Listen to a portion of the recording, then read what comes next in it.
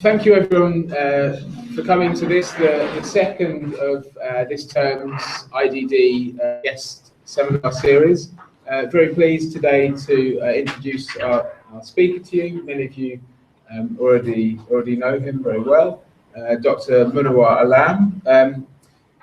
Munawar is an alumnus of the International Development Department. He studied here himself, and he's actually now an honorary senior lecturer IDD. He spent much of the last 9 or 10 years working for the Commonwealth Secretariat. He's recently, in the last year or so, moved to a position at the Commonwealth Local Government Forum. So an excellent person to be talking to us today about local governance in the Commonwealth. I just want to mention as well that today's seminar is being streamed live online, which is in collaboration with the Learning Network on Capacity Development, LenCD. So thanks to Brian Lucas for organising that. He's sitting at the back there with the laptop in charge. People who are watching this online can pose questions via Twitter, which Nadra will read out, and we'll get Munawar to respond to questions at the end, both from audience members here, but also those watching online. As is usual, we're going to record the presentation, but we won't be recording the question and answer session. Okay, I'll pass over to you. Thank you, Lawrence. Ladies and gentlemen, good afternoon and welcome to this webinar. It's my profound pleasure to be here in IDD. It's like coming back home. And I have profound memories since I was a student here in 2003 and 4. And it's always good whenever I come back to Birmingham. It's always a good pleasure. And I always cherish this partnership, which I could basically nurture and promote after leaving the IDD and when I started working for the Commonwealth Secretariat in 2004. And since then, I've been working very on continuous basis with IDD, and I'm very pleased to have this afternoon in front of me in the audience Mr. Nick Davis, who was not only my teacher, but also we had worked in collaboration a number of programs. In fact, for 9 years, we continuously deliver a program on local government finance here in IDD in partnership with the Commonwealth Secretariat. Then also we have other my senior teachers and Nick's son and Jupil's son and so on. So I welcome you all, and it's very strange feeling to be sitting on the other side of the table while I can see my senior teachers viewing me. Seems like I'm doing my doctoral defense now. And thanks very much for the confidence posed in me by the senior faculty. Now I'm senior lecturer here in IDD. And please don't be surprised if you see me quite often roaming here in Muir Tower. Briefly about myself, by training, I'm a civil servant from Pakistan, turned into development practitioner by choice. I didn't know that this is going to happen. From 2004, immediately after doing my MBA public service in IDD, I joined the Commonwealth Secretariat, and since then I've been working as advisor, primarily responsible for local government program in all 53 Commonwealth developing countries. I did this role for about good 9 years, and then I had to be rotated out because of corporate policies. And then I am now working with CLGF, which is the Commonwealth Local Government Forum.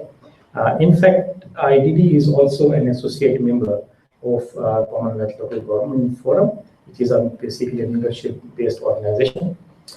So, ladies and gentlemen, today what I'm going to do is basically talk about Commonwealth in general, give you an overview of how diverse it is in different respects, not only in size, in terms of size and population, but also in terms of governance and political situations. And then try to relate Commonwealth experience within the context of capacity development, which is basically the thrust of this webinar, being organized by GSTRC in collaboration with the Learning Network on Capacity Development. As you know, Commonwealth is synonymous with diversity, and made up of 53 countries. Unfortunately, we recently lost one member, Gambia, Otherwise, we were 54 member countries. So this voluntary organization is spread over all continents and all oceans of the world, and is home to about 2 billion people, which makes about around 1/3 of the world's population and equal amount of world's trade. And this membership includes small states as well. To tell you the truth, out of 53 member countries, 32 are small states, including small island states. So, which means it's a very, very unique organization. So the governance pattern is also varied. So on the one extreme, in the Commonwealth, we have one of the largest, biggest country in the world in terms of geographical area, which is Canada. And at the same time, we have very small island states, especially in the Pacific and the Caribbean. So we have a very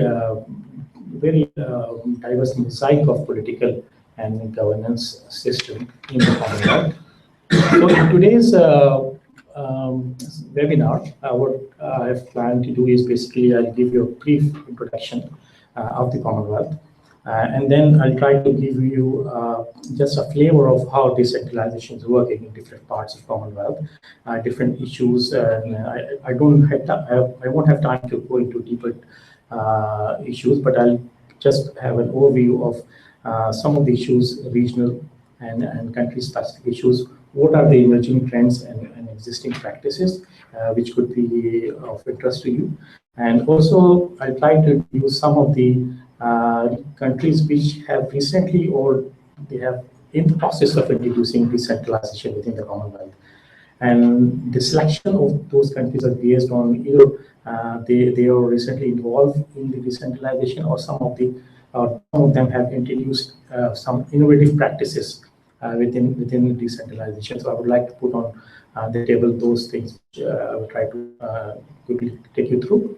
Then I would also intend to do is basically I'll try to relate decentralization experience in the Commonwealth with the capacity development issue, which is basically the topic that we're discussing today. And I'll share with you some of my experiences on the ground while working with a number of developing countries. I'm going to go through the slides for about 60 minutes and then open the floor for the remaining 30 minutes to take your questions. So I hope this is okay with the organizers. Yes, as I just told you in my intro, that I'm working as advisor for the Commonwealth Local Government Forum. The story of local government within the Commonwealth is not complete without CLGF, or the Commonwealth Local Government Forum. CLGF is basically the local government arm of the Commonwealth. It's a designated accredited body which is working in the area of Commonwealth. Let me tell you that how Commonwealth works. Basically, there is a secretariat which is which is an intergovernmental body, and like a UN General Assembly or UN Secretariat, as you can say. But apart from the central secretariat, there are about 80 organizations which are working within the larger umbrella of the Commonwealth. They are working in different thematic areas. Some of them are based in the UK. For example, Commonwealth Foundation, that works in the area of civil society. Then Commonwealth Parliamentary Association, and also Commonwealth Local Government Forum. So in a way, we can say that these Commonwealth organizations are more or less like specialized agencies of the UN, as UN have different specialized agencies working in a specialized area. So CLGF is one of those. It's a basically membership organization. Members include local government associations and central government as well as local governments all over the 53 Commonwealth countries. One of the very important and prominent event which is organized by this CLGF is its biennial Commonwealth Conference, which is held after every 2 years.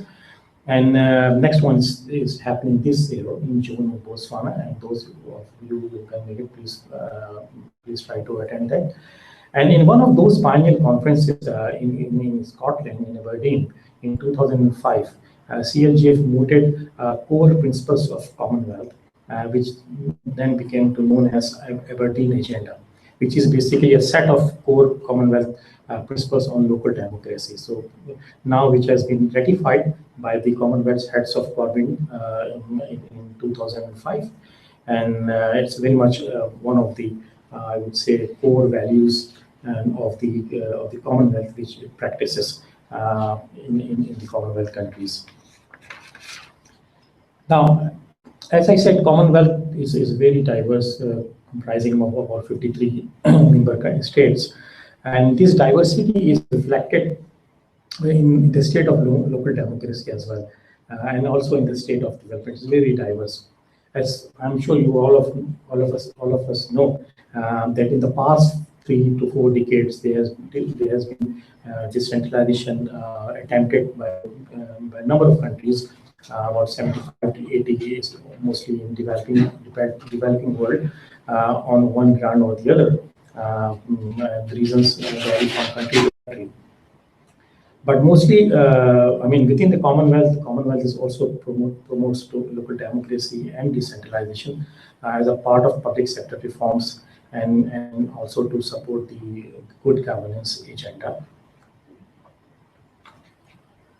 To begin with, let me start by saying that, let me mention to you, out of 53, there are a number of countries within the Commonwealth that do not have any local government systems at all.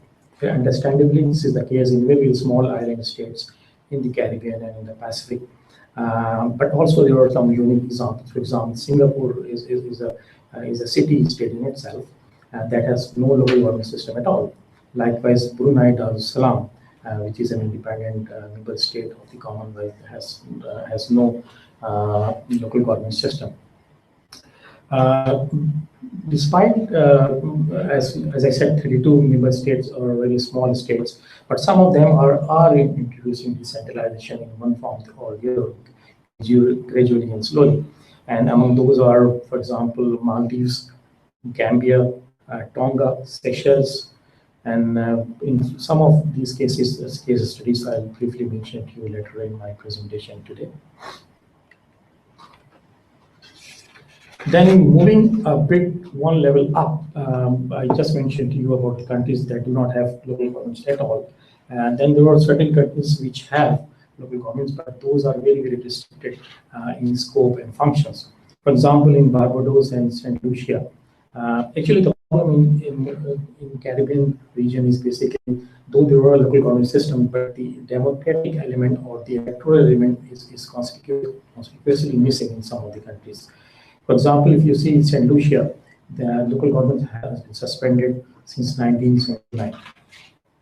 Likewise, in Mozambique, which is not in Caribbean, of course, local governments are only limited to within the urban areas and metropolitan areas.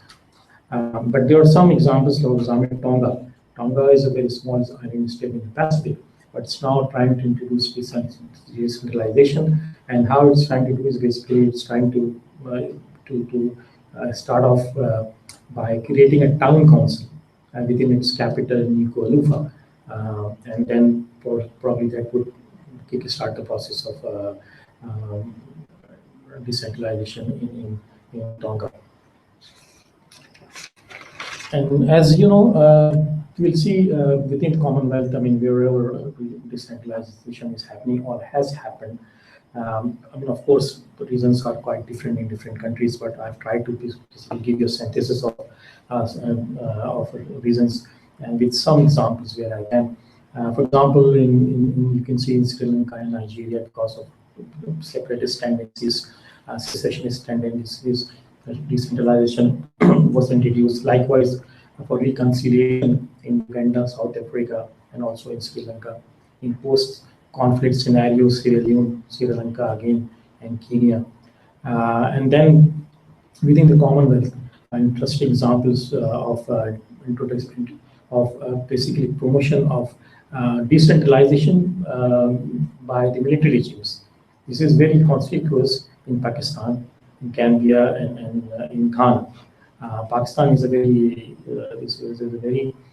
unique case, I would say, where I come from, because wherever there is a military regime, it's always promoted decentralization, and whenever there is a civilian or the political government, elected government, and they always try to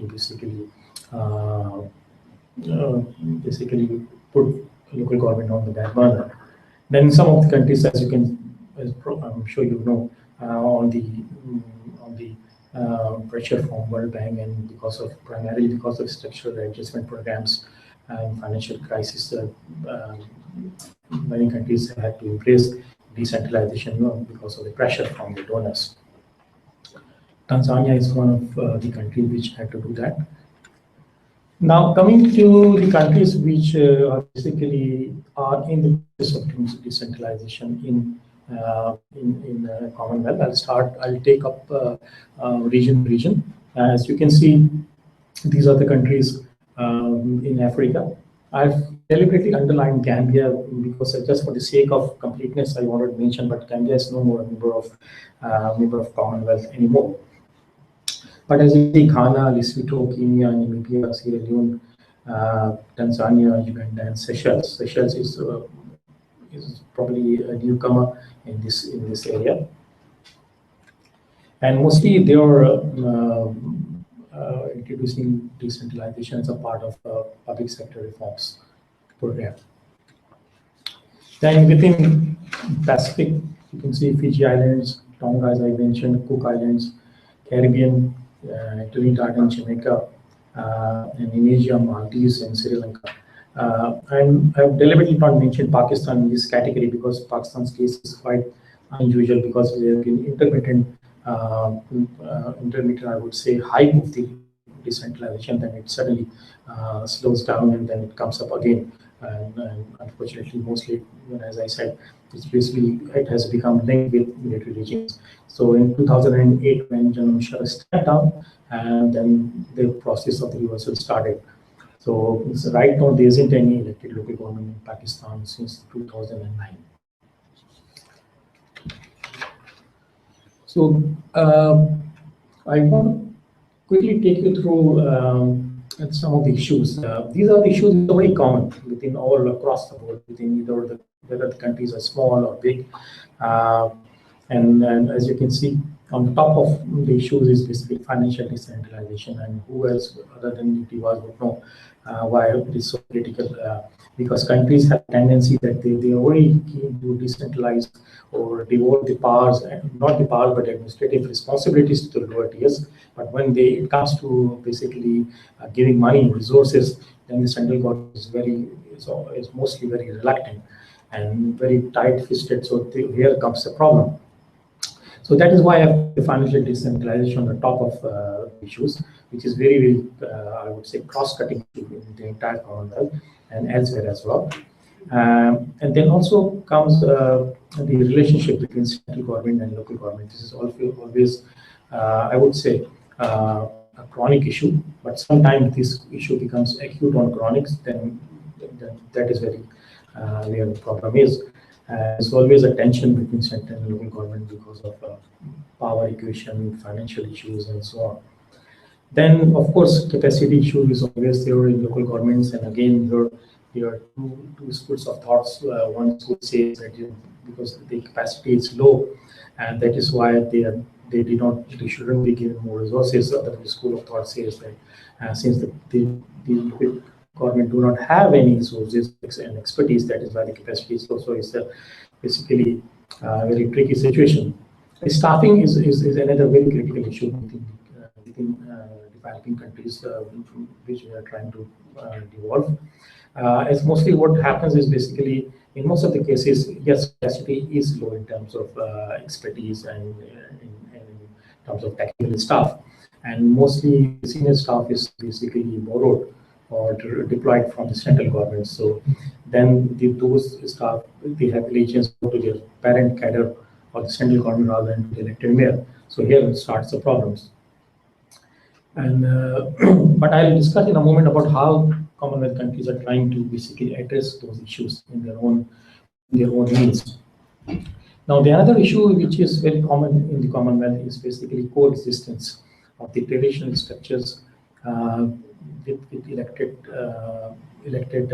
representatives at local level as well as in higher tiers of government. And these are mostly were in Pacific and Africa. And as you know, local government has to deal with issues like land tenure and allotment of lands and so on. So there's a lot of issues at that level. So at the community level, there's a lot of friction between the traditional leaders and the elected representatives. Then another problem which is common is devolution in federations. As I would mention to you, within the Commonwealth, there are 6 federal countries, which are of course very big in size, and they have a middle tier of provinces or states. So what had happened is basically, I will give an example. In Pakistan, there was a massive big bang decentralization. A lot of powers were basically devolved from the provinces to the local governments on the pretext of decentralization. But what really did not happen was basically devolution of power from the center to the provinces. So at that point in time, the government said they are basically adopting a bottom-up approach. So which really didn't work very well because provinces were saying that, look, you have snatched all the powers from us and given to the to the local governments below us, but in return we haven't got anything from you. So this kept on for some time, and then it was basically just a few years ago through a constitutional amendment. I'll talk about it in a moment later. And of course, there's smaller issues of awareness, and but urbanization is an issue which I would like to mention here. It is very much a problem in some of the countries, especially in big federations and in countries in Asia, which have metropolitan countries, because the issues, the urban centers or metropolitan cities, they have peculiar issues and challenges to meet with, and it's of course a very big problem for local to manage, especially with inadequate resources and expertise.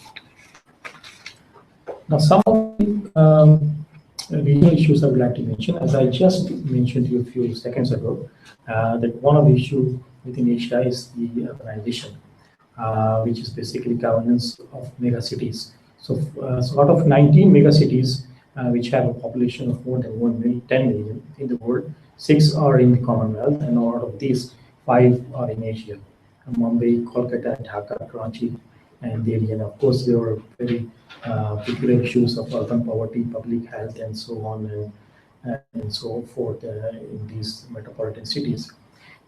This reminds me to also share with you, since I'm sitting in Birmingham, there is a Commonwealth network on inclusive cities, which is led by Birmingham City Council. And this inclusive cities network has now about 16 members, including, of course, Birmingham. And some of the cities are Johannesburg, Mumbai, Hyderabad in India, not from Pakistan, and Brisbane, Freetown, Sierra Leone, etc. So this is basically, I think, housed in Birmingham City Council, and is working in collaboration with the Commonwealth Local Government Forum. Now, continuing with the regional issues, of course, in Africa, where decentralization is happening in Commonwealth countries, intergovernmental relations is an issue. Then again, fiscal decentralization is also very important, especially in relation to in federal countries, especially when there's a state or province in between. And we just talked about coexistence of traditional leaders. This is the issue in Gambia, Ghana, and Swaziland. And then a democratic component is missing in many countries.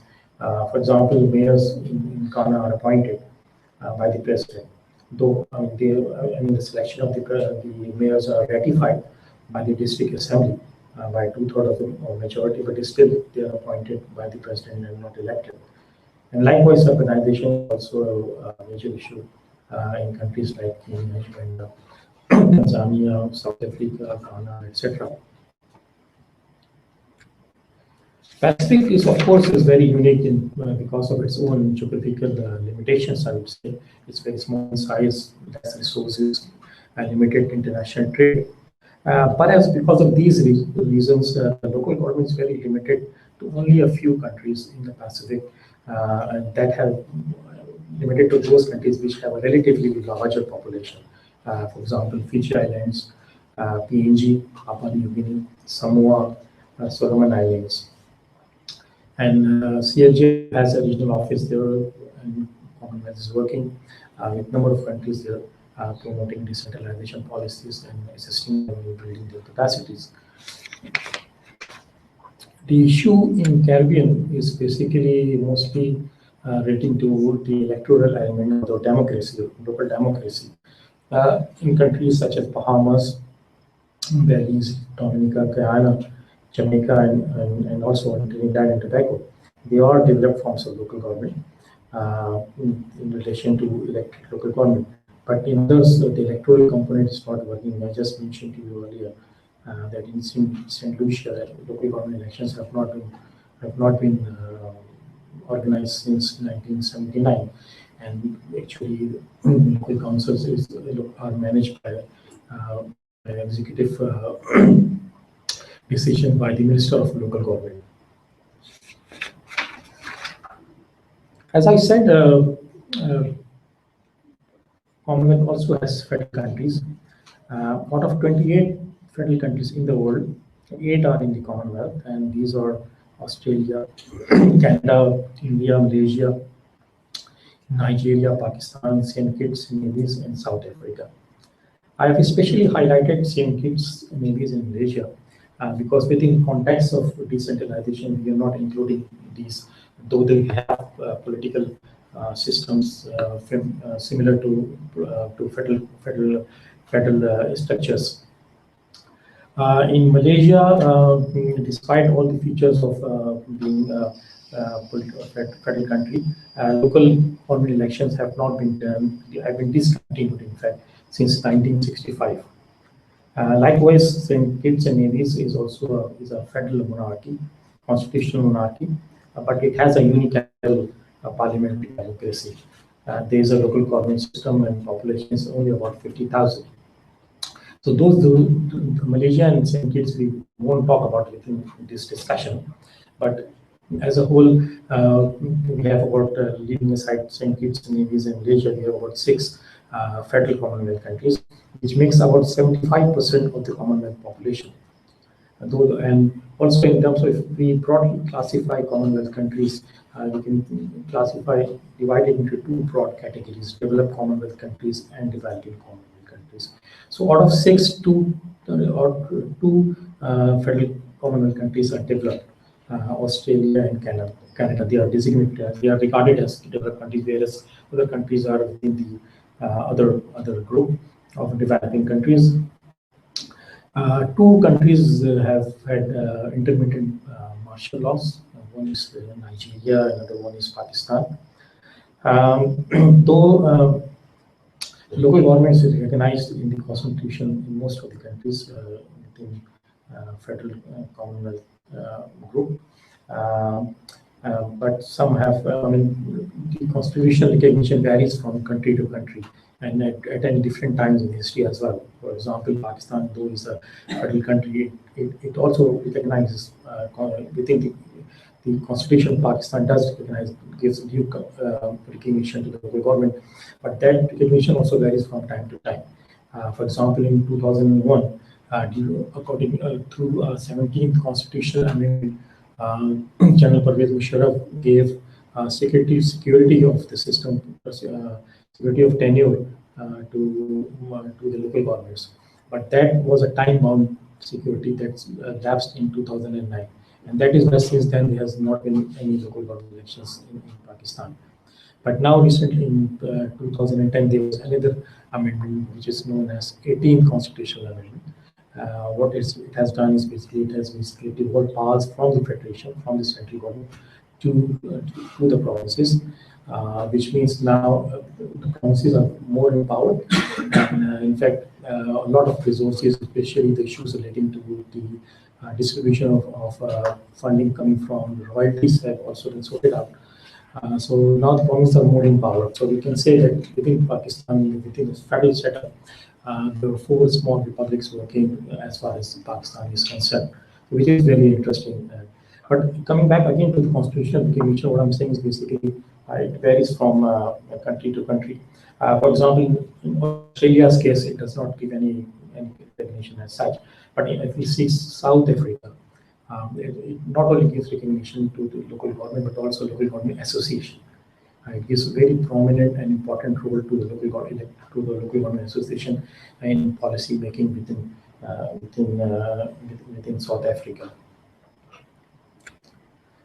So all federal Commonwealth countries, they have established local government systems. Most of them are very highly urbanized. In some of the countries, there are issues of direct, I would say, direct relationship between the federal government and the metropolitan cities. This is something very problematic area as well. But what happens basically, as you can imagine, urban centers or metropolitan cities are basically the engine of growth, the engine of all the economic activities. And that is why that basically creates more interest of the central government. For example, in Pakistan, Karachi is the port city. It is also one of the biggest metropolitan cities in Asia. So there's a direct interest of the federal government, but this makes the province very unhappy. So then the issues of intergovernmental relations arise, and there's a lot of problems with, not only in terms of relationship, but also in terms of fiscal allocation. But as is said that within federal setup, relationships are more important than these structures per se. So I think this is a very practical demonstration of how. So this is something I wanted to highlight, especially that the issues of basically special treatment of metropolitan cities within a federal setup. Then, of course, as you know, if we want to describe broadly federation, we can say that we can group it into two. In one case, we can see the unity in diversity, which means that those subnational entities were already in existence before that confederation or federation was formed. For example, India and Pakistan, the provinces which have now become India and Pakistan, they were already in existence before joining hands with Pakistan or India, as the case may be. But in other case, for example, if we see United Kingdom, the devolution in Scotland and elsewhere basically is a reflection of diversity in unity, which means within a centralist state, powers are being devolved to other not subnational but other I would say provinces or province-like entities. So also within the federal setup, there are issues of, as I mentioned to you, there are issues of coexistence of traditional structures side by side with elected ones. Within federal setup also, there were indigenous communities, say for example in Canada and also in Australia. In most of these cases, federal government has tried to retain issues relating to indigenous communities with them, and has not given those powers to deal with indigenous communities to the local governments. This might have some rationale which I am not sure of. And moving on, then we also have within federal setup, we have issues of municipal governance of federal capitals. And there are different models in this respect. For example, in some of the countries, there is special status given to the federal capital. And some of them, say for example in Abuja, so Abuja is a purpose-made built capital in Nigeria, but it is a semi-state kind of thing. And the municipal governance is delivered, municipal services are delivered by some other agency. Likewise, in Pakistan, is a federal capital territory, Islamabad, is where the municipal services within that capital is provided by a dedicated agency which is known as a Capital Development Authority. So there are different models being practiced as far as management of the federal capitals in the federal setup is concerned. New Delhi is also a special case because it's also a state within federation, but at the same time, it is also has got an elected municipal corporation. So different countries are basically practicing different models. Now, up till now, I just trying to give you a flavor of different issues and within the Commonwealth. Now, what I'm going to do is basically I'll just run you through some of the emerging trends within the Commonwealth as far as local governance or decentralization is concerned. Constitutional protection, as I mentioned, is very important, very critical indeed. So these are the countries, as you can see, which have basically given explicit recognition to local government in their constitutions. Some of them have dedicated entire chapters. For example, Maldives, though it's a small country, it has dedicated a whole chapter on decentralization within the constitution. Likewise, other countries as well. But my question is, does it really make any difference? In some cases it does, but in other cases it does not make any difference at all.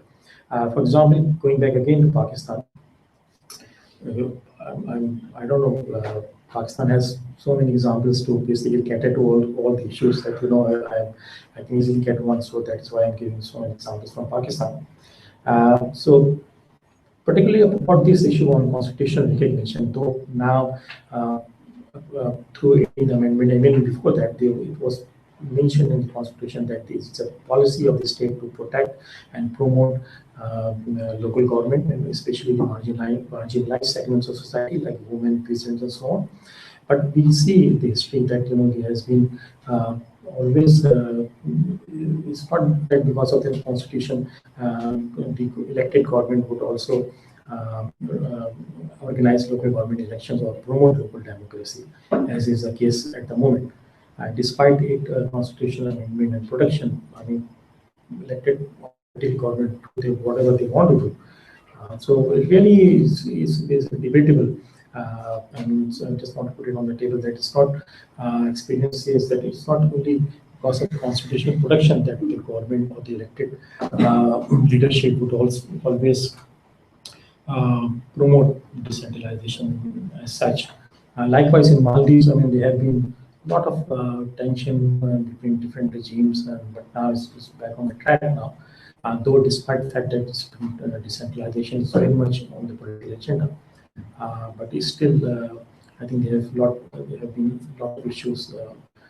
So what I'm saying is that constitutional protection in itself does not ensure a smooth sailing in case of decentralization in many countries.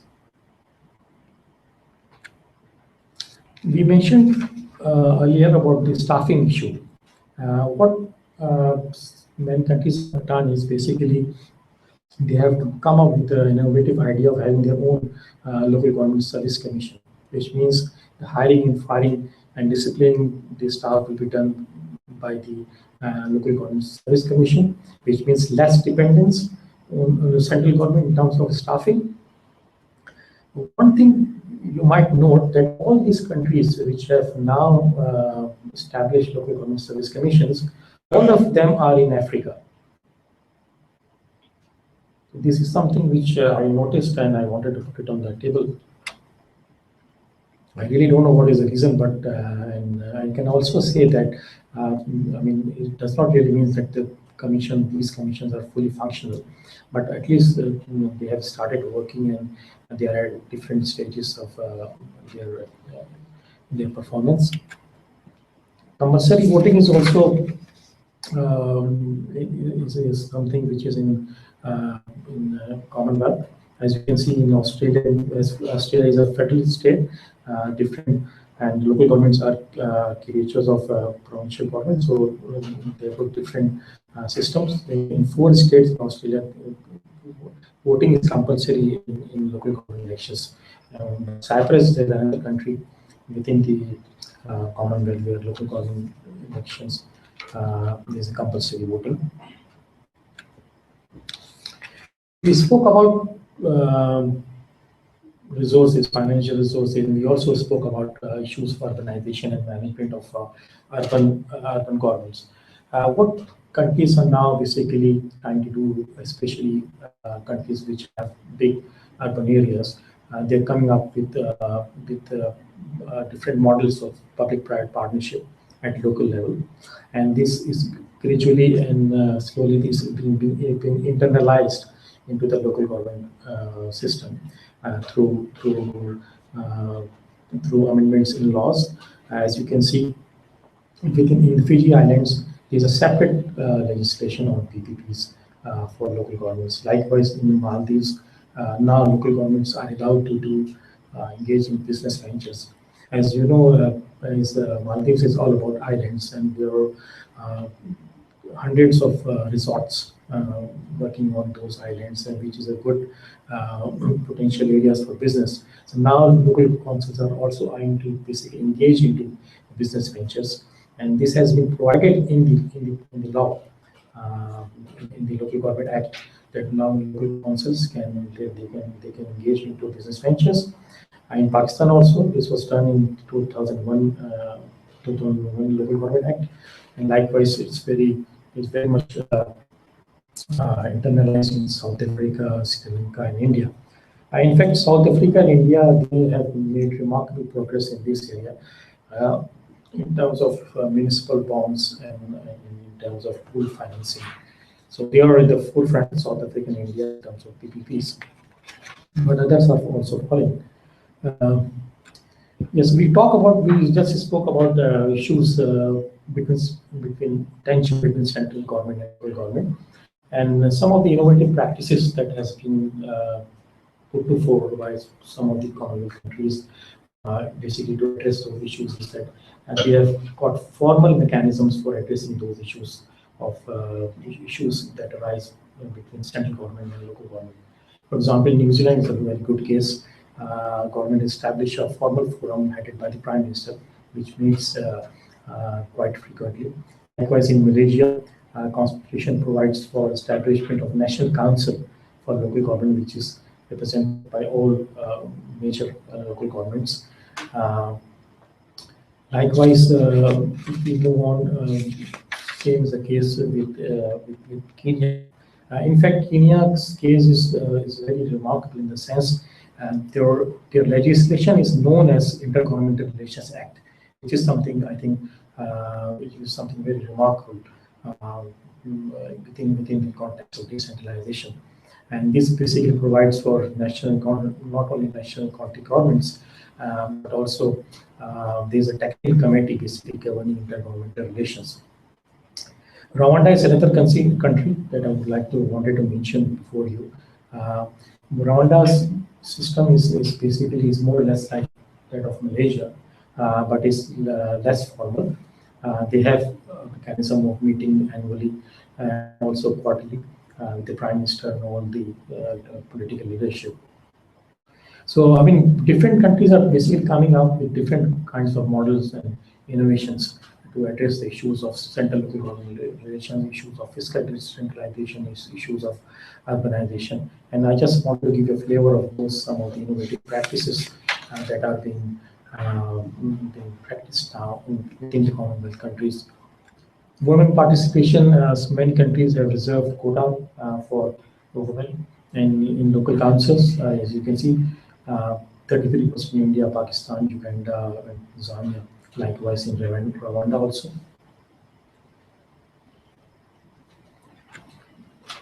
Organized local government means local governments have got their own associations. As I just mentioned to you, wherever, like in New Zealand and Malaysia, there are formal mechanisms of intergovernmental relations where local government is represented, and the local government associations, basically they are the one that they lobby and do advocacy on behalf of the local governments. So this is something which is very common and very, I would say, strong practice within the Commonwealth. But I would also like to mention that within Asia, I don't know for what reason, but this in Asia is not very common. For example, in India, Pakistan, though they have local government systems since they were created back in 1947. But local government association, though they are there, but they are not that strong as local government associations in other parts of the world, in Commonwealth, especially. For example, if I give you example from South Africa, SALGA. SALGA is very vocal, very strong voice for local government.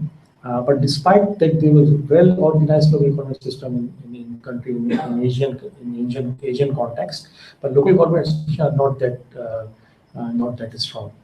But they're still in the process of, and CLGF is helping a number of countries to basically establish and strengthen that thing. But yes, of course, this is a very common feature in Commonwealth. For example, Federation of Canadian Municipalities is also a local government association, was created in 1937. So, which is so I just want to tell you that it is a very old phenomena and practice within the Commonwealth.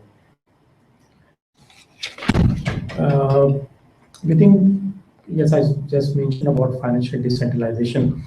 The rule is basically that finance should follow the function, but generally there are three revenue streams for the local governments. First of all, own sources, and then basic borrowing from other sources. But in most of the countries within the developing Commonwealth world, intergovernmental transfer, that is transfers of money or funds from the higher tiers from central government, is very prominent. So about 60% of some national expenditure is still met by funds that come from central government. So I'll give you some statistics as well. As you can see, there is heavy dependence of local governments on the central government in terms of financial resources. As you can see, starting from the bottom, 43% of countries within developing Commonwealth, they are dependent on central government in the range of 76 to 100% of money that comes from them. In certain countries, 100% of funding comes from the central government, and the local governments are unable to basically generate any fund whatsoever. So likewise, you can see the figures. In 21% of countries, the percentage of intergovernmental fiscal transfer is between 51 to 75%, and so on and so forth. Some of the very interesting and innovative practices in financial decentralization. Kenya is a case that I wanted to basically discuss with you. LATF, which is Local Authorities Transfer Fund, I'm sure Nick would recall this. He has been teaching this model since I was a student here. In LATF, there is a transfer of 5% of national income, which is earmarked only for the local governments. And then there are certain other parameters of disbursement, which I would like to skip here now. But these innovations also tells us that, I mean, especially in the context of capacity development, that if that change from within is also possible. I mean, it's not always that the donors are going to basically capacitate the developing countries or the organization, but if they want to, developing countries, they can also come up with their own homegrown solutions. So I mean, these are the examples of homegrown solutions which countries have basically done on their own. Of course, they might have learned from other countries in terms of international practices. But my point here is basically, I would like to stress again that if countries want, the change from within is very much possible. Similarly, in the same context, Ghana has also earmarked a certain percentage of national revenue for the local governments. And then in Pakistan, though this is not related to financial decentralization, there was a innovation made in the local government system that was known as Citizen Community Board, which is a grassroots institution, and now defunct. The system has changed now. But I just wanted to share with you as a good example, or rather, every local government by law was required to reserve 25% of its budget for utilization by exclusively the citizen community boards, and these funds are now lapsable. And if community could put on table some funds for any very grassroots level type of projects, Then local governments could also basically match those funding up to the 80% of the budgeted amount of that particular project. So that was very good innovation, but unfortunately that was also changed in the system later on. Likewise, Cameroon and New Zealand, there is certain taxes on set aside a certain percentage of the national income for the local governments. For example, in New Zealand, we can see a proportion of tax on the petrol, and vehicle registration is transferred to local governments for maintenance of roads. Some of the interesting cases which I would like to mention here. First of all, Maldives is always a newcomer in the decentralization club. It's a very small country comprising about 300,000 population. It has about 1,200 islands, out of which only 200 islands are inhabited. Very highly politicized society. The democratic and the political system started from 2004 through introduction of multi-party system. Then comes 2008, a new constitution was promulgated, and the first local government elections were held in 2011. And also a new department was created with the name of Local Government Authority. This is like a decentralization secretariat in many countries. They have a decentralization secretariat to LGA, or Local Government Authority is basically the decentralization secretariat for which is basically spearheading and driving the whole reform process, decentralization reforms in Maldives. So one successful term of the local governments were completed in 2013, and right now the second term is running on. Now, since this is something very new in this country, in the history of Maldives, there's never been any elected local governments.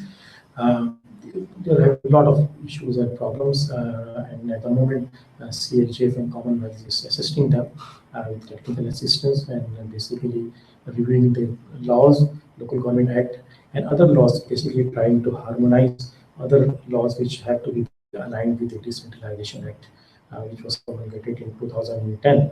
So Maldives is also an interesting case which I wanted to discuss with you. Likewise, Pakistan in Asia, of course, there has always been a local government system in Pakistan in one form or the other, but somehow its decentralization in Pakistan is synonymous with military regimes. There have been three local government systems in Pakistan, introduced in 69, 60, 79, and 2001. And all of these can be related with military regimes that came into power from time to time. The last one, 2001 reform, was very different because it was a kind of multi-strand reforms program, and that also included civil services, police reforms. Police and civil services being a major actor of the political economy are very, very important and critical for success of the reforms. The system was going very well, but then Sharaf had to step down because of political crisis, and from there the reversal started. So at the moment, the result is that there is no elected local government in Pakistan, and the local governments are still managed by appointed civil servants. Tonga is a small country in the Pacific Island, which is also venturing into the decentralization club. And how they want to do this, basically, they want to create a town council in its capital city in Nuku'alofa.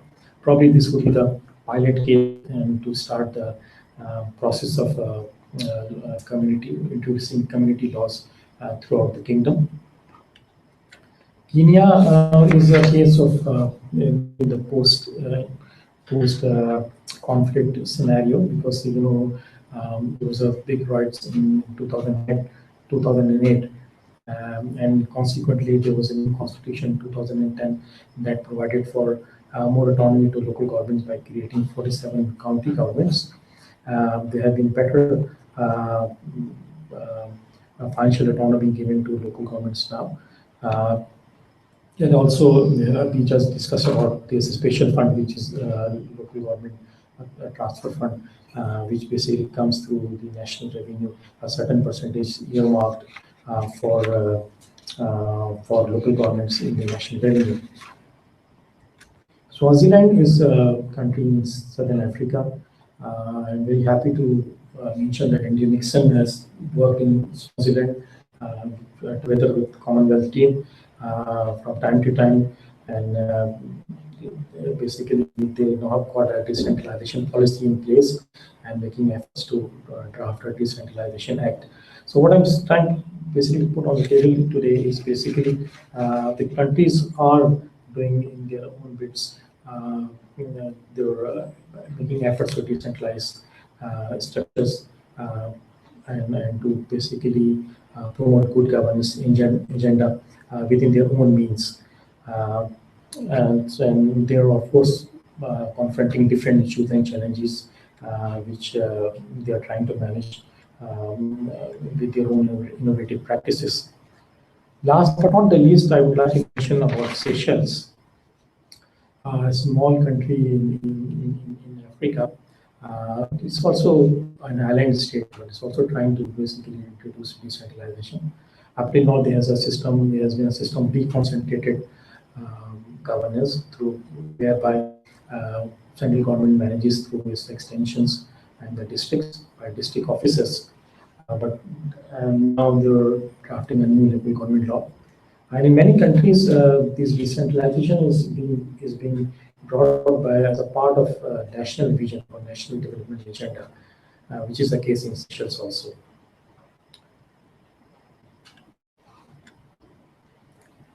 Now, what I'm going to do now is basically, after giving you a rundown of how local governments are within the Commonwealth. Of course, I could not discuss with you issues in more detail because of time constraints.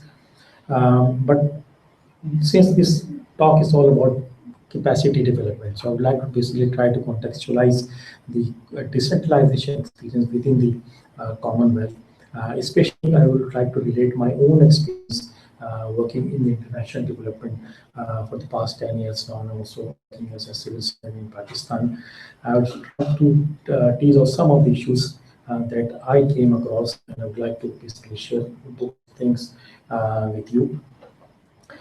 These are my observations, which I'm going to tell you now, relating to my work in decentralization area. But I still believe that these issues are more or less same in other sectors of the reforms as well.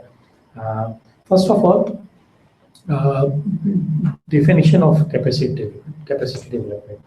It's a typology and perception. Of course, probably I don't need to tell you now that this is basically a broad and to some extent vague term which includes all sorts of things. Within the Commonwealth, by capacity development, we include advisory work, that is the work that we do with the government in member states in the area of policy development. We also include technical assistance projects, which means deployment of experts short and long term, training programs, policy and action research, knowledge creation and dissemination, and so on and so forth. You would have noticed that I've underlined training programs in the slide, and I'm going to come back to this later because I think this is something which I would like to really talk about.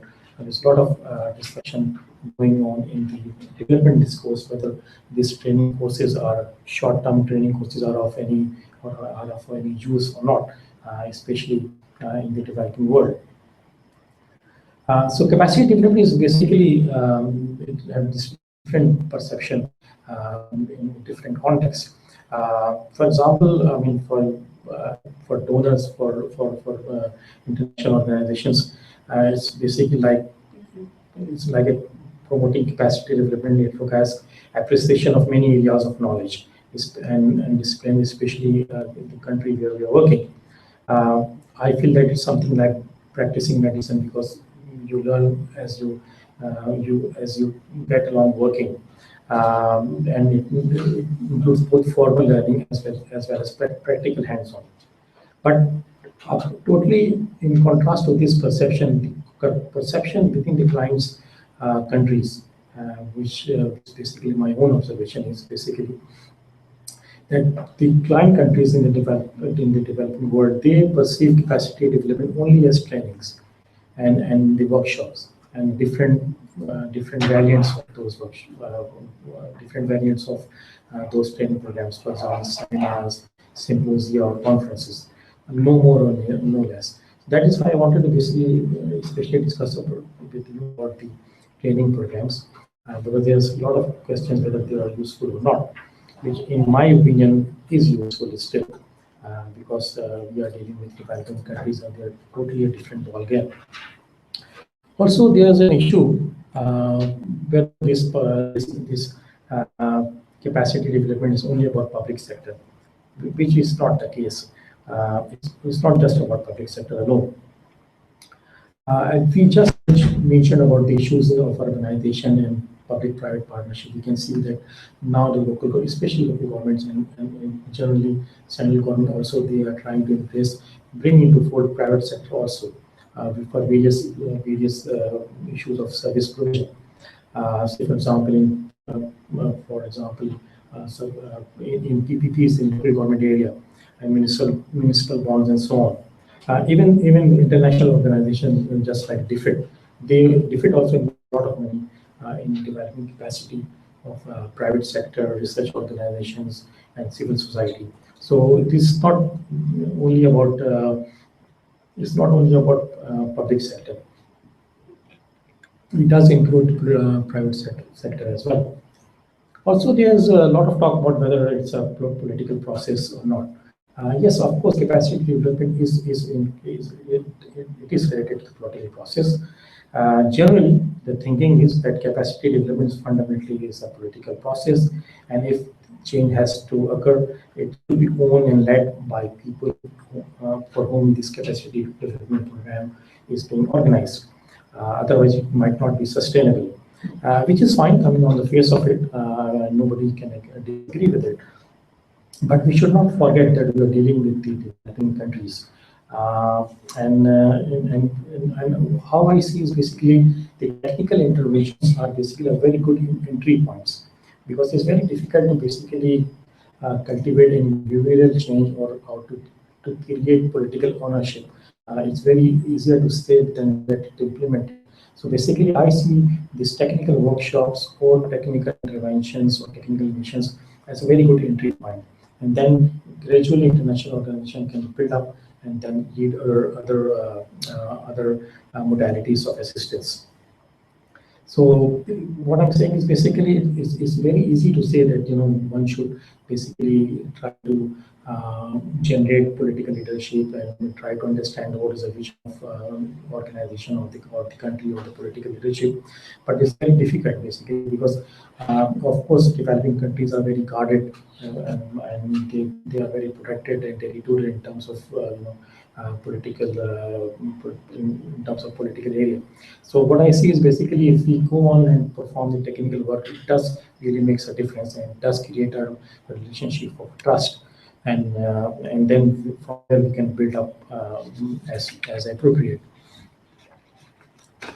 And also one thing is basically when we are dealing with the developing countries, the attitude in the developing world is basically they don't see any problem as such. Probably this is the reason why they are developing and they are not developed. So if the attitude is basically all is well. So even if in my own discussions, informal or formal with client countries, they don't sound anything which I could make out that there's a problem going on, because according to them everything is going fine.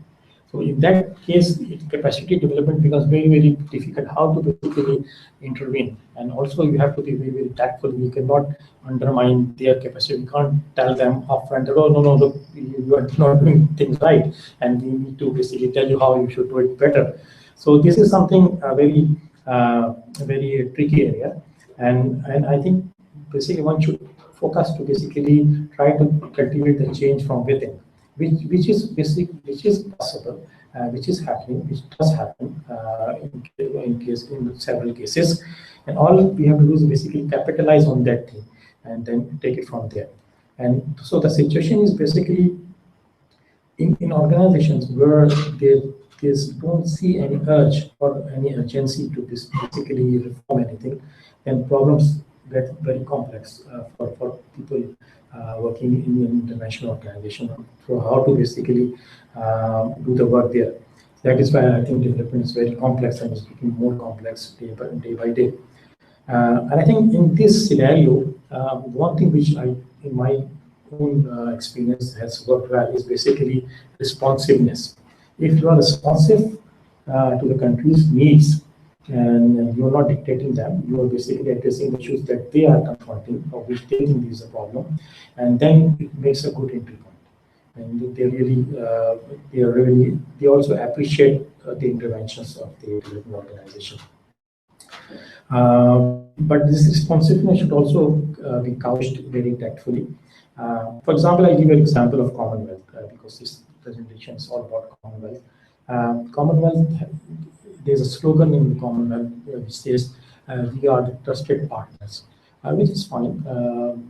All the countries, of course, we treat all of them as a trusted partner.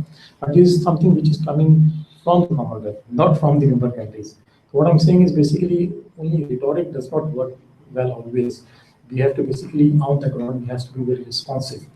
And in the developing world, we should not forget that there are other players as well in the field. For example, there's World Bank, United Nations, they are also available. And that too with huge amounts of money. So when we are talking that we are trusted partners or yeah, so how much time is that? 2 3 minutes. Oh, okay. So we have to be very responsive and tactful. And then, as I said, I mean, it's good to build up a trust with consistent rapport. I'll give an example of Maldives, where I've been working with the Coconut Authority. I've been working with them. I'm try to be responsive and address their day-to-day issues and problems. And basically trying to make the organization stand on its feet through expertise that we can provide. Then incentives, of course, are very necessary to give, but it's very difficult and very complex to incentivize the reform process. It's easier to say it than rather to practically do it. Then there's another issue of which I would like to discuss is the issue of north-south or south-south. And this is something common which is debated in the development discourse. Normally, it is said that if we bring in South-South cooperation, it's going to work very well. It does work very well in sometimes, but you see, we should not forget that we are basically dealing with the developing countries. They wanted to seek assistance of the all the donors only because they see good replicable models in the developed nations. That is why they are asking for the technical assistance. So what I'm basically, if we take, say for example, if I'm taking people from Maldives to Sri Lanka, probably they might not be receptive to this idea, and they don't take things seriously. For example, if I go to Pakistan and give a lecture there, I'm telling you they're not going to take me very seriously. But if Brian goes there and if he talks about decentralization, I'm sure they're going to take it very seriously and going to follow his guidance. So what I'm saying is these are things which are all about, which I gained about through practical experience working in the field. So there's always an issue of perception, and always I just express my views on South-South and North-South dialogue. So what I'm saying is basically South-South cooperation is good, but so is North-South dialogue, which is also very important and critical. And that is why developed countries are looking towards the developed North to basically seek good practices. There's another issue of stakeholders. We know that we talk about we should take all the stakeholders on board. What I'm trying to say is basically, yes, this is absolutely fine, but we should also be very careful in selecting stakeholders. It's not that it's fine that all the stakeholders should participate across the board, but sometimes there are always issues of political economy. There are different actors working in the ground. So we have to be very, very selective. Of course, all stakeholders are important, but you see, sometimes what happens is basically there is a tussle or a contest going on within the stakeholders. I'll give an example. As I just mentioned, in Asian context, local government associations are not very common. So what happens is basically when we try to convene or do some program analysis, and if we try to bring on board local government association, the government itself does not see eye to eye with the local government association. And here comes a problem.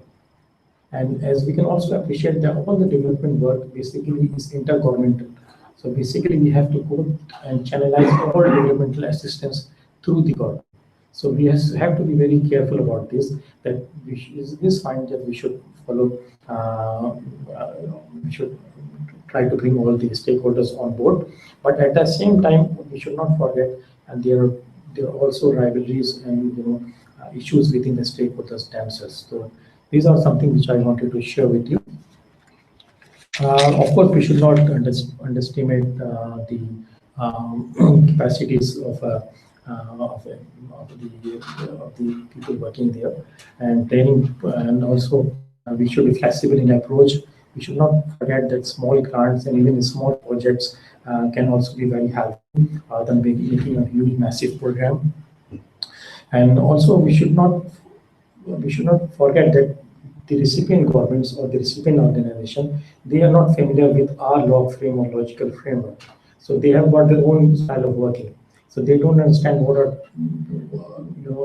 our considerations. So we have to be very flexible in our approach, because they really don't know. And moreover, the law frame or the project document that mostly we develop is even otherwise multi-year, 3 to 4 years, and situation and things keep on changing in developing countries every now and then.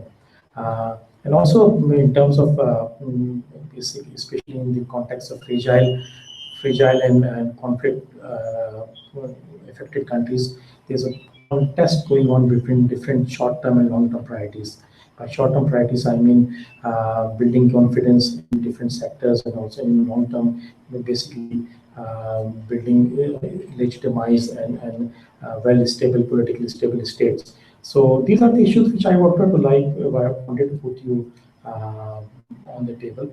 Likewise, the issue which I can want to discuss is basically the political economy analysis, which is very fun on the face of it, and which basically forms the foundation of the whole development work. But what I'm saying is basically, if we walk down too much into political economy analysis and keep us a bit aloof from the ground realities, then it becomes very difficult to basically to build capacity of the recipient organization. So the best way is basically to learn by doing, and be as it said, we should be politically smart. We should keep our eyes and ears open and try to work along with these different stakeholders, of course, in a very difficult and complex environment. So with this, I close my presentation and invite audience for questions and answers.